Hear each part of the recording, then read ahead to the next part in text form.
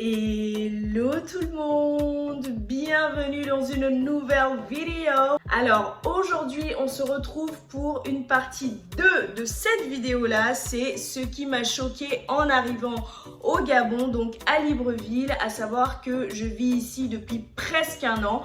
Donc j'ai été en mesure de découvrir des choses, de voir des choses, d'être surprise et tout ça. Ayant vu que la plupart des commentaires sur cette première vidéo là étaient des commentaires de personnes qui n'acceptaient pas ce que je disais à ce moment-là. Je tiens juste à vous dire qu'il s'agit de mon avis. Tout simplement, c'est mon avis. Mon avis n'est pas la vérité générale. Mon avis, c'est ce que j'ai vécu par rapport aux endroits où je suis allée à Libreville. Ce n'est pas la représentation de Libreville dans sa globalité ou du Gabon dans sa globalité. Donc juste merci de respecter mon avis. Si vous arrivez sur cette vidéo là et que vous n'êtes pas d'accord avec ce que je dis, vous avez tout à fait le droit de me dire ah non, par contre là moi je suis pas d'accord et tout, mais toujours dans le respect. Et si vous n'êtes pas capable de respecter le lieu de vie commun, c'est-à-dire les commentaires, eh bien c'est que vous n'êtes pas la cible. Cette vidéo là n'est pas faite pour vous,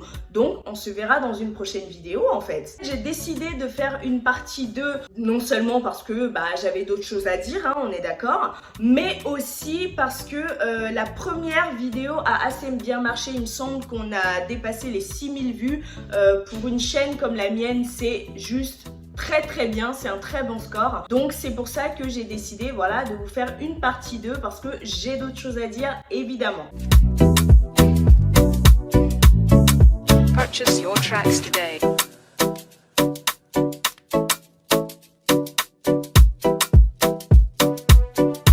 Donc le premier élément qui m'a choqué quand même, quand je suis arrivée ici, en fait, j'ai appris que en fait le Gabon c'était un pays polygame. Donc la polygamie est clairement assumée et ça va peut-être justifier le deuxième point que je vais aborder, mais c'est quelque chose en fait qui me semble assez surprenant, je trouve. Après, le plus important c'est que chacun fait ce qu'il veut. Tant que ta liberté à toi ne vient pas empiéter sur la mienne, tu fais ce que tu veux, je fais ce que je veux et on vit en harmonie, donc je le comprends parfaitement. Mais c'est juste que j'ai été assez surprise quoi. Je me suis dit mais attends, genre à la mairie et tout, on demande si tu es pour ou contre la polygamie, tout ça, et du coup c'est surprenant, tout simplement. Et peut-être justement que ce premier point-là va justifier le deuxième point que je vais aborder maintenant, qui est le fait que je trouve qu'on passe beaucoup de choses aux hommes gabonais en fait. Qu'est-ce que ça veut dire? Je m'explique.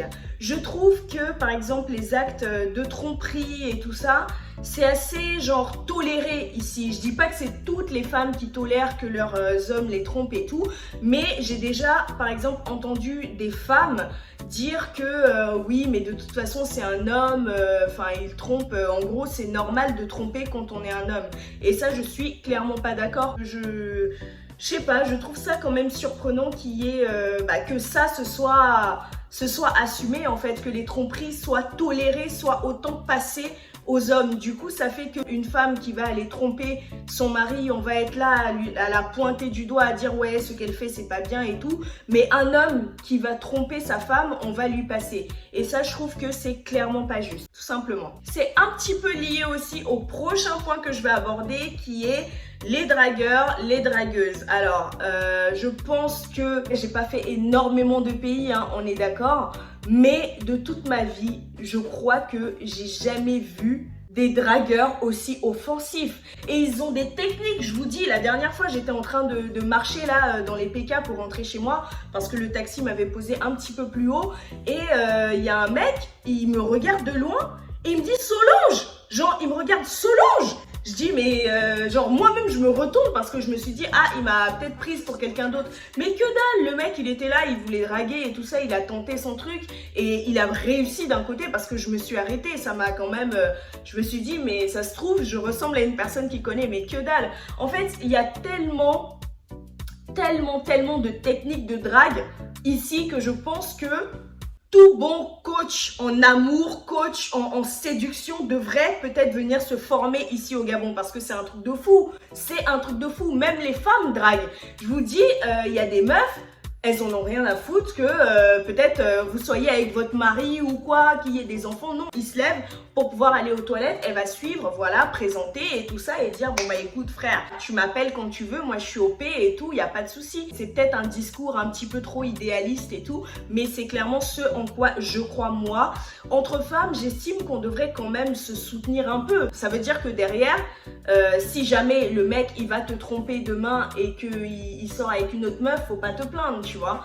Donc c'est juste ça en fait. Je trouve que c'est super assumé. C'est vrai que en France et tout ça c'est assumé et tout, il n'y a pas de souci. Mais je trouve que de ce que j'ai vu en France de la drague et tout, je trouve que c'est un peu plus, genre, ils y mettent un peu plus les formes et tout. Genre, ici, au Gabon, s'il y a un mec qui te voit, tu lui plais et tout, s'il voit que t'as des grosses fesses, il va te dire « Ah, mais maman, tu as... » Je sais pas quelle expression il dirait, du coup, je suis en train de me perdre. Mais en gros, si le mec, il est intéressé par tes fesses, il va clairement te dire que voilà, je te trouve attirante par tes fesses. C'est super offensif, en fait. C'est vrai qu'en général, on dit que l'habit ne fait pas le moine, mais ici au Gabon, c'est tout le contraire. L'habit fait le moine.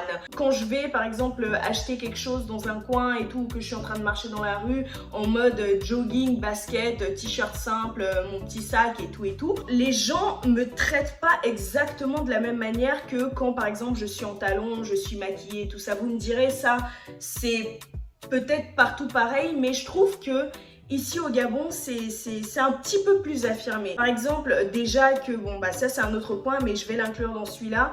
Niveau service client, c'est zéro en fait. La plupart des entreprises au Gabon ne savent pas gérer la clientèle, ne savent pas faire revenir leur clientèle, ils en ont rien à foutre en fait. Donc ça fait que, par exemple, si je m'habille d'une façon simple et que je vais dans un coin chic, on va pas me traiter de la même façon que si j'y vais avec tous les apparats d'une femme aisée, vous voyez. C'est vrai que c'est un point qui existe partout, mais ici au Gabon, on va te le faire comprendre, mais vraiment ouvertement, genre souvent par de l'impolitesse en fait, genre parce que tu représentes pas bien et tout, les gens ils vont commencer à te parler d'une certaine façon qui n'est pas correcte en fait, vous voyez, sachant que quel que soit le vêtement qu'on a, si on va dans un endroit, c'est parce que cet endroit-là, il est en gros à notre hauteur et qu'on est capable de payer pour le service pour lequel on est là. C'est pas par le physique qu'on doit juger et ici, c'est vraiment beaucoup par le physique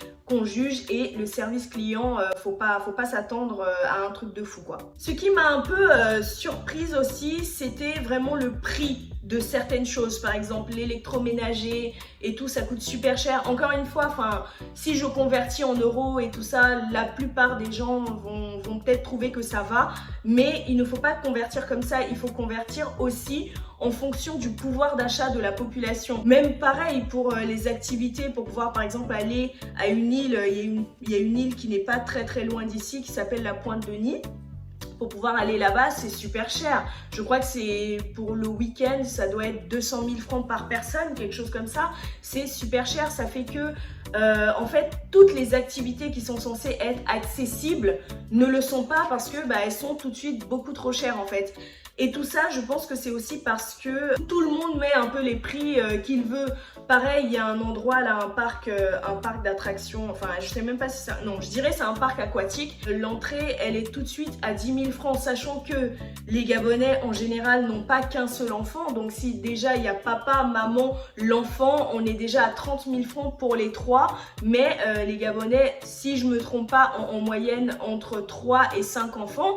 Donc multiplier tout ça, sachant que voilà, les salaires ne sont pas super élevés pour la plupart des tafs en fait. Donc c'est ça qui est un peu compliqué, genre il n'y a pas beaucoup d'activités accessibles à tout le monde. Le prochain point, c'est un point que j'avais déjà abordé lors de la toute première vidéo que j'avais fait sur le même sujet. C'était la question du piston en fait. J'ai remarqué que ici, malheureusement, si tu connais pas une personne qui connaît une personne qui connaît une personne, difficile de pouvoir avoir un poste qui sera vraiment bien rémunérateur et tout, vous voyez.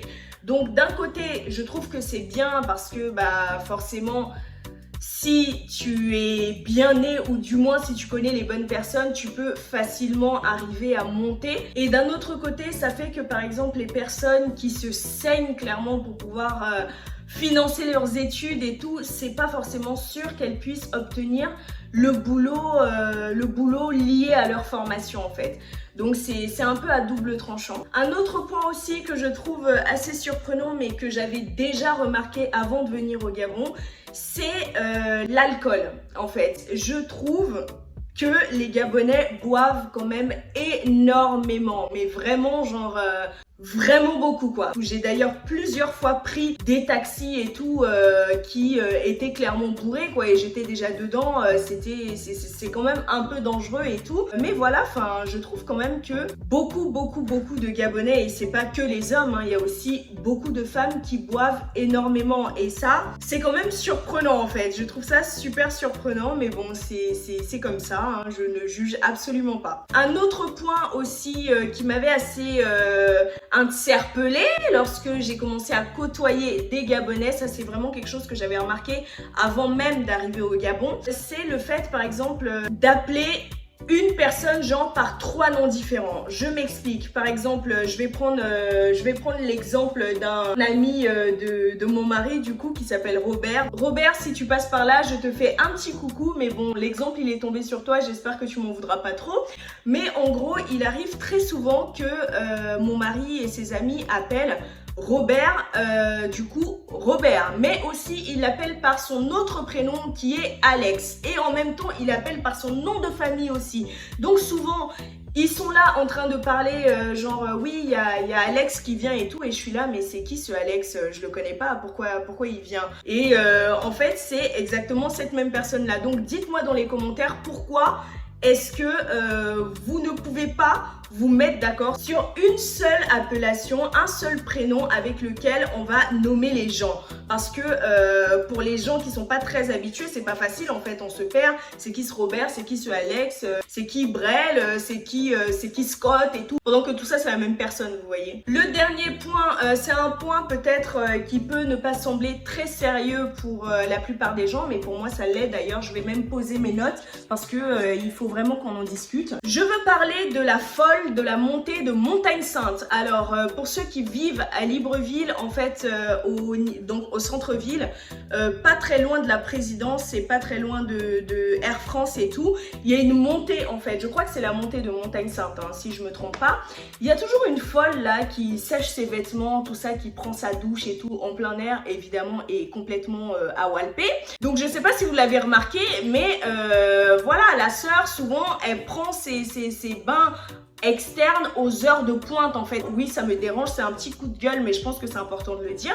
Lorsque je passe là en voiture, vu qu'elle se met à l'endroit où on doit tourner, en fait on peut pas tourner, elle bloque le passage.